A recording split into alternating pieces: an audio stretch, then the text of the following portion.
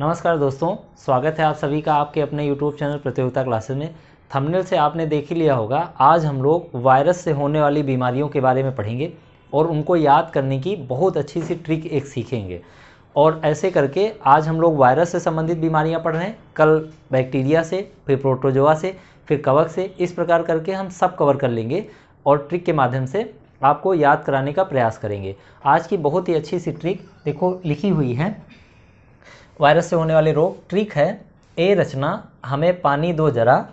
तो रचना नाराज होकर कह रही हैं ई लो विष पियो ना। तो अब इसी फनी ट्रिक से हम लोग सारी बीमारियों को हम पढ़ेंगे। देखो रचना कोई एक लेडी है जिनका नाम रचना। तो देखो ए से हम कह लेंगे एड्स बीमारी, ये वायरस से होने वाली बीमारी है जो अपने कंपटीशन के एग्ज़ाम में बहुत पूछी गई। जब आप हाई स्कूल इंटर में थे तब आपको मालूम होगा हम लोगों के एग्ज़ाम में ये खूब आती थी। शारीरिक शिक्षा का पेपर होता था उसमें भी आती थी। लगभग ये सभी एग्ज़ाम में पूछी जाने वाली बीमारी है। इधर कंपटीशन में कुछ पेपर में देखने को नहीं मिली है। तो आप देखेंगे कि जब कुछ गैप हो जाता है कंपटीशन में कुछ क्वेश्चन को पूछने का, फिर वो अचानक से 2 साल 3 साल बाद वो पूछना फिर से शुरू कर देते हैं। तो इनका क्रेज़ एक बार फिर से आएगा।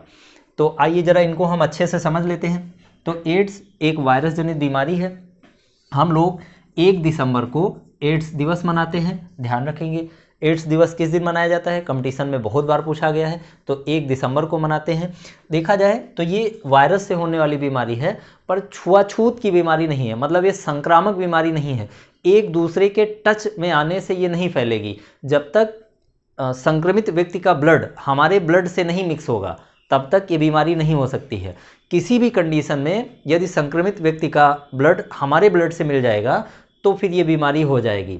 देखो वायरस जनित जो बीमारियां हैं वो संक्रामक हों ये ज़रूरी नहीं है। संक्रामक का मतलब छुआछूत से जो फैलने वाली बीमारियां हैं। जैसे देखिए जो जुखाम है, जुखाम भी इसी वायरस से होने वाली बीमारी है। अभी आगे हम पढ़ेंगे जीका वायरस, जीका बीमारी और जुखाम एक साथ में हम लोग पढ़ेंगे, यहाँ पर लिखा हुआ है। तो वो जो बीमारी है वो संपर्क में आने से भी हो जाएगी, लेकिन एड्स कभी भी संपर्क में आने से नहीं होता है। होता क्या है, जब हम जान जाते हैं कि किसी व्यक्ति के एड्स है तो फिर हम उससे दूरियां बना लेते हैं, मतलब उससे किसी भी प्रकार का संपर्क नहीं रखते हैं। इसीलिए ये डॉक्टर लोग ये या कह लीजिए कि नियम बना दिया गया कि इससे ग्रसित व्यक्ति को मतलब छुपा कर रखा जाएगा। कहने का मतलब व्यक्ति को छुपाया नहीं जाएगा, कहने का मतलब उसे गुप्त रखा जाएगा इन बातों को कि उसे एड्स है।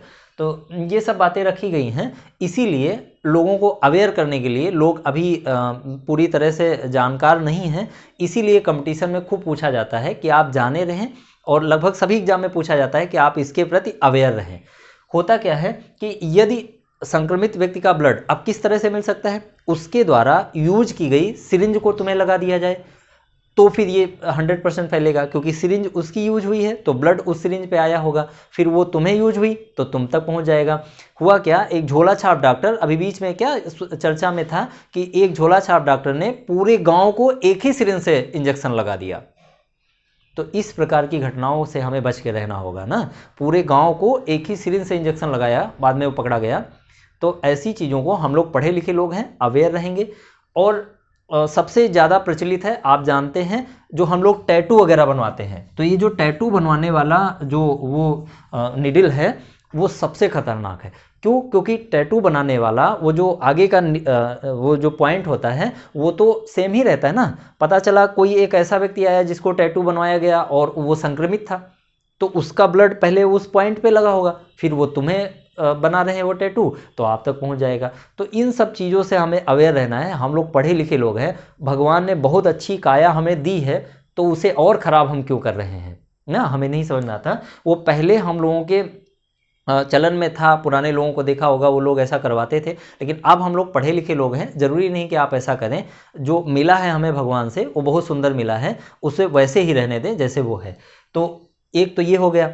दूसरा, अगर कोई व्यक्ति मान लीजिए ग्रसित है और लैंगिक क्रियाएं होती हैं तब भी ये ट्रांसफ़र हो जाता है, लेकिन लैंगिक क्रिया से जो बच्चा जन्म लेगा उसको ये बीमारी होगी ये ज़रूरी नहीं है। और अगर वो बच्चा संक्रमित होता भी है तो उसको बचाने का पूर्ण इलाज अपने पास है, मतलब उसका पूर्ण इलाज अपने पास आ गया है, मतलब हमारे भारत में है। लेकिन किसी एड्स ग्रसित व्यक्ति को बचाने का हमारे पास कोई तरीका नहीं है। ठीक, तो इतनी बातें आपको इसमें ध्यान रखना है। जो ग्रसित है उसका कोई इलाज हमारे पास नहीं है। इस वायरस के कारण हम लोगों का इम्यून सिस्टम कमज़ोर हो जाता है। अब इम्यून सिस्टम मजबूत नहीं है तो फिर बहुत सारे वायरस, बहुत सारे बैक्टीरिया सब अटैक करते हैं और हमें बीमार कर देते हैं। आइए देखते हैं, आगे बढ़ते हैं। रचना के रा से रेबीज हम लोग पढ़ेंगे। रेबीज आप जानते हैं पागल कुत्ते के काटने से होता है, सभी जानते हैं, पर ऐसा सही नहीं है। हम इसलिए कह रहे हैं, वास्तव में जो पागल कुत्ता होगा उसके काटने से होगा, तो पागल बिल्ली भी होगी उसके भी काटने से होगा, पागल बंदर भी होगा उसके भी काटने से होगा। यानी कहने का मतलब पागल मानव भी अगर तुम्हें काट ले तब भी हो जाएगा। तो बेकार में कुत्ते को पागल किए हैं ये, है ना, कुत्ते को तो बिना मतलब बदनाम किए ना। मतलब ये वायरस जिस व्यक्ति में, जिस जानवर में होगा उसके काटने से अगले व्यक्ति को हो जाएगा। तो मेन है कि ये वायरस जिसमें उपस्थित है उसके अगर काटने से वो अगर किसी को काटेगा तब ये बीमारी फैलेगी। हालांकि पागल कुत्ता उदाहरण में आता है तो वही हम लोगों को याद रहता है। रचना, तो चा पे आ गए। चा का मतलब है चिकन पॉक्स। आपको मालूम है बचपन में लगभग सबको हुआ होगा। ये बीमारी एक बार होती है फिर लाइफ में कभी नहीं होती है। मतलब चेचक जो बीमारी है, छोटी माता बड़ी माता, तो ये एक बार होती है, फिर इनका वैक्सीन हमारे शरीर में तैयार कर लिया जाता है हमारे शरीर के द्वारा, जिससे अब वो दोबारा बीमारी नहीं होती है, माना जाता है ऐसा। ठीक, लगभग एक दो बार आपने देखा होगा हो भी जाती है, लेकिन रेयरेस्ट होती है, माना जाता है कि फिर वो भविष्य में नहीं होगी। हाँ, अब ना यहाँ साइलेंट है, ना का कोई यूज नहीं है। हाँ से होता है हेपेटाइटिस। हेपेटाइटिस इस समय की बहुत बड़ी बीमारियां हो रही हैं, लीवर संबंधित बीमारियां हैं। Hepatitis A, hepatitis B, hepatitis C. पहले बी बहुत भयानक होती थी, अब तो इसके इलाज भी आ गए हैं। आपको ध्यान रखना है, हेपेटाइटिस लीवर संबंधित बीमारियां हैं, ये पहले पता नहीं चलती है, एक सीमा के बाद जब हो जाती है तब हमको पता चलता है, और फिर कोई इसका बचाव का कोई तरीका रहता नहीं है, फिर बहुत मुश्किलें हो जाती हैं। इसीलिए हम लोगों को अपने लीवर संबंधित बहुत ज़्यादा लीवर को बचा कर रखना चाहिए, उन चीज़ों से परहेज करना चाहिए। जैसे लीवर का काम क्या है, वसा के पाचन का, तो वसा को कम हम लोगों को सेवन करना चाहिए, क्योंकि लीवर संबंधित बीमारियां काफ़ी ज़्यादा, और लीवर गड़बड़ तो पूरा हमारा आहार नाल गड़बड़ हो जाता है, डिस्टर्ब हो जाता है।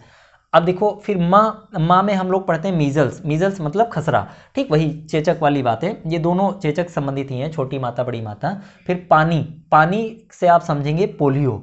पोलियो अभी बता दिए, पोलियो तंत्रिका तंत्र को प्रभावित करने वाली बीमारी है, छोटे बच्चों में अधिकांशता पाई जाती है। आपको मालूम है इसमें क्या होता है कि ये हमारे तंत्रिका तंत्र के किसी एक भाग को डिस्टर्ब कर देता है, जिससे उसके आगे का पूरा शरीर गड़बड़ हो जाता है। जैसे देखिए, मान लीजिए किसी व्यक्ति के तंत्रिका तंत्र, कमर के बाद वो ये अटैक कर दिया वायरस, तो उसके बाद का जो तंत्रिका तंत्र है जो हमारा, वहाँ ब्लड का सर्कुलेशन अच्छे से नहीं हो पाता है, जिससे उसके आगे का भाग कमज़ोर हो जाता है, वही पोलियो का शिकार हो जाता है।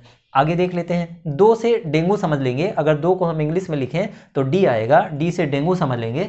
डेंगू, मलेरिया और चिकनगुनिया, ये 3 बीमारियां हैं जो मच्छरों के कारण होती हैं। तो ये भी बहुत महत्वपूर्ण है, और ये भी हमसे पूछा जाता है कि डेंगू किस मच्छर के काटने से हुआ, मलेरिया किस मच्छर के काटने से हुआ। तो ये हमारे एग्जाम में बहुत बार क्वेश्चन बने हैं, तो इनको आओ हम जरा अच्छे से समझ लेते हैं। तो एक देखो, पहली बात ध्यान रखना है, डेंगू हो या मलेरिया हमेशा मादा मच्छर के काटने से फैलेगा। डेंगू हो या मलेरिया हमेशा मादा मच्छर के काटने से फैलेगा। मेल तो बेचारा फूल का रस चूसता है, और बदनाम मेल ही है कि मच्छर ने काटा ना। मच्छर कभी काटता नहीं है, मच्छर शुद्ध वो काटने की, खून पीने की जिम्मेदारी तो महिलाओं ने ही ले रखी है। ठीक, तो देखो डेंगू, तो डेंगू में आ जाता है, देखो 2 मच्छर के नाम आपको ध्यान रखने हैं, एक एनाफिलीज और एक एडीज। ठीक, छोटू बहुत मजा ले रहे हैं। एक एनाफिलीज और एक एडीज। तो देखो जिसका नाम छोटा है वो छोटे मच्छर के साथ चला जाएगा, जिसका नाम बड़ा है वो बड़े मच्छर के साथ चला जाएगा। देखो ये हम इसलिए समझा रहे हैं क्योंकि ये भयंकर कंफ्यूजन होती है पेपर के समय कि हम डेंगू एडीज पढ़े थे कि एनाफिलीज पढ़े थे। तो आपको इस तरह याद रहेगा कि डेंगू छोटा वर्ड है, एडीज भी छोटा वर्ड है, और मलेरिया बड़ा वर्ड है और एनाफिलीज बड़ा वर्ड है। इस तरह हम रिलेट कर लेंगे और जान जाएंगे कि कौन किस मच्छर के काटने से होगा। तो आपको ये भी ध्यान रहेगा। अब आगे देख लेते हैं जरा। जरा से 2 बीमारियां हमको ध्यान रखेंगी, एक जुकाम और एक जीका बीमारी। जीका वायरस आपने सुना होगा। इबोला अभी बहुत जल्दी आया था चर्चा में ना, तो इबोला वायरस है और वायरस से होने वाली बीमारी इबोला। और इन्फ्लुएंजा, 2 बीमारी आप यहाँ पर ध्यान रखेंगे, इबोला और इन्फ्लुएंजा। ला से लाल आंखें से आप रिलेट कर लेना गुलाबी आंखें। तो आपने वो जो गाना सुना था ना कि गुलाबी आंखें जो तेरी देखी, तो वो वास्तव में संगीतकार बताना चाह रहा है कि गुलाबी आंखें अगर हम तुम्हारी देखेंगे तो हमारी भी आंखें गुलाबी हो जाएंगी।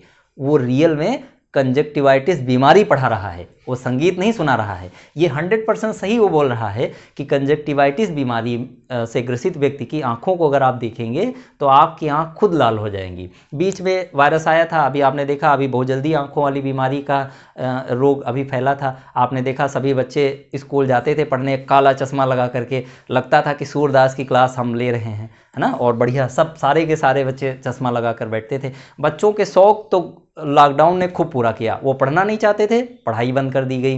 वो मोबाइल चलाना चाह रहे थे, मोबाइल उनको मिल गया। वो चश्मा लगा के फैशन करना चाह रहे थे, चश्मा मिल गया। खूब कायदे से लॉकडाउन ने सारी बातें पूरी की हैं। अब देखो यहाँ तक पहुँच गए। अब विष का मतलब होता है विषाणु, यानी जितनी भी हमने ये बीमारियाँ पढ़ी हैं वो सब किससे होने वाली हैं, वो सब वायरस यानी विषाणु से होने वाली बीमारी हैं। एक बार चलिए जरा अपनी इस ट्रिक को एक बार फिर से देख लेते हैं, जिससे रिवीजन हो जाए और बहुत अच्छे ढंग से आपको समझ में आ जाए। ए रचना हमें पानी दो जरा। रचना गुस्सा थी, उन्होंने कहा ए लो विष पी। अब सुनो, ए से एड्स, रा से रेबीज और चा से चिकन पॉक्स, ना साइलेंट है, हा से हेपेटाइटिस, माँ मीजल्स या खसरा, पानी से पोलियो, 2 से डेंगू आप ध्यान रखेंगे। जरा में 2 बीमारियां ध्यान रखेंगे, जुकाम और जीका। ई से इबोला यानी इन्फ्लुएंजा, लो से लाल आंखें या कंजक्टिवाइटिस, आप इसको ध्यान रखेंगे। और विष मतलब वायरस। उम्मीद है आपको बहुत अच्छे से समझ में आया होगा और आपने इंटरेस्ट से पूरे वीडियो को देखा होगा। अब हम मिलेंगे नेक्स्ट टॉपिक में, नेक्स्ट बीमारियों के साथ। तब तक आप इनको अच्छे से देखें, लोगों को शेयर करें, वीडियो को लाइक करें और शेयर करें। नमस्कार दोस्तों।